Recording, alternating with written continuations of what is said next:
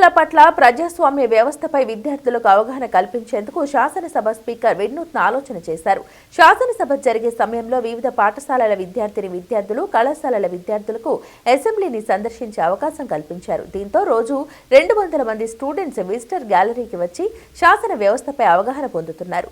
గుంటూరులోని ప్రముఖ విద్యా సంస్థ వివా విద్యార్థులతో సభాపతి అయ్యన్న పాత్రుడు ముచ్చటించారు. నేటి బాలలే రేపటి పౌరులని, ఆ దిశగా ఎదగాలని ఆకాంక్షించారు. ప్రజాస్వామ్యంలో ప్రజాప్రతినిధులు వారి విధులు, చట్టాల రూపకల్పన, పాలనా పరిపాలన అంశాలపై నేటి విద్యార్థులకు, యువతకు ఏమాత్రం అవగాహన ఉండటం లేదు. దీనివలన వారి భవిష్యత్తుకు ప్రభుత్వాలు ఎలాంటి ప్రయత్నాలు చేస్తుందో కూడా తెలియని పరిస్థితి. ఈ క్రమంలో శాసన సభాపతి కొత్త ఆలోచన చేశారు. శాసనసభ జరిగే సమయంలో రోజు 100 మందికి అవకాశం కల్పించటం వలన వారిలో ముఖ్యమంత్రి, మంత్రులు, చట్టాలు, ప్రజాస్వామ్యం, ఎమ్మెల్యేలు, ఎమ్మెల్సీలు అనేక అంశాలు తెలిపేందుకు శ్రీకారం చుట్టారు.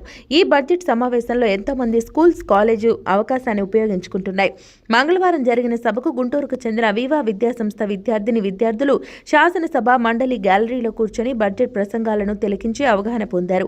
అనంతరం స్పీకర్ అయ్యన్న పాత్రుడు, విప్ బోండా ఉమాతో కలిసి వివా విద్యార్థులతో మమేకమై వారికి ఉన్న అవగాహనను పరీక్షించారు. అసెంబ్లీ వీక్షించిన తర్వాత వారి ఆలోచనలు, భవిష్యత్తులో ఏమవ్వాలనుకుంటున్నారని అడిగి తెలుసుకున్నారు. విద్యార్థులతో ఆత్మీయంగా పలకరించి విద్యార్థులు అడిగిన పలు సందేహాలకు స్పీకర్ సమాధానాలిచ్చారు. విద్యార్థులు ఉన్నత లక్ష్యాలతో చదువుకుని దేశ అభివృద్ధిలో కీలక భాగస్వాములు కావాలని, భావితర నాయకులుగా రూపాంతరం చెందాలని ఆకాంక్షించారు. అనంతరం విద్యార్థులతో కలిసి గ్రూప్ ఫోటో దిగారు.